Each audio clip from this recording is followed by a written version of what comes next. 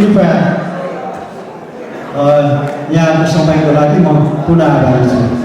र यो सातौं कविताको नाम गन्तव्यहीन यात्रा।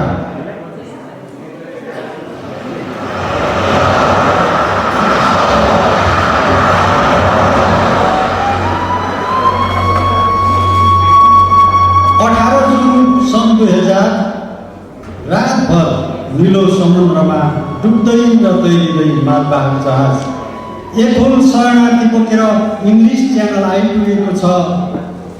शरद ऋतुको मौसम, खुल्ला आकाशमुखी शान्त सामुद्रिक तलमा बिहानको उज्यालोसँगै क्षितिजबाट आउने सूर्यको स्पर्श छानिरहेका माछाहरू न्यानो महसुस गर्न नपाउँदै शरणार्थीको लास हेर्न बाध्य भएका छन्।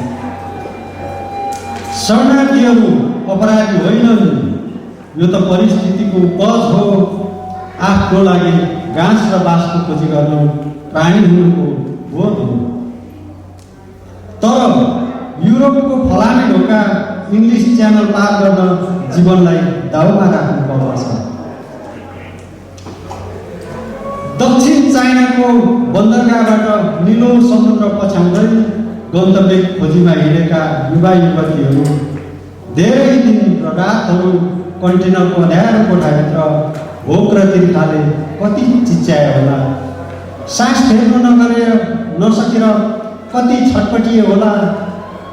तर उनीहरूको पीर र व्याथाहरू कन्टेनरबाट बाहिर पुग्न सकेन र हिँड्दा हिँड्दै बाटैमा यात्रा टुङ्गियो। नाफाको व्यापारीसँग जीवनलाई बन्धन राखेर कन्टेनरभित्र बोराको सामान झैँ पानी जहाजमा हिँडेका शरणार्थीहरू सपनाहरू के बोल्दै हिँडेका थिए होला। उनीहरूको अनेक आशा र उमङ्गहरू गन्तव्यको खोजी गर्दै बाटोमा कतै टुट्यो र बन्दरगाहसम्म अवतरण हुन सकेन।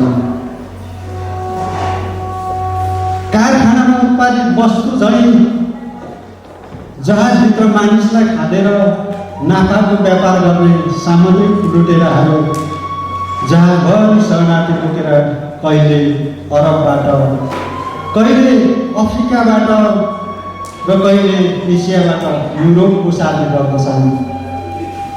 समय आउँछ जान्छ, पानी जहाजहरू ओहोर दोहोर गरिरहन्छन्, तर अँधेरी रातलाई चिरेर हजारौँ सपनाहरू उज्यालो हुन सकेन। धन्यवाद।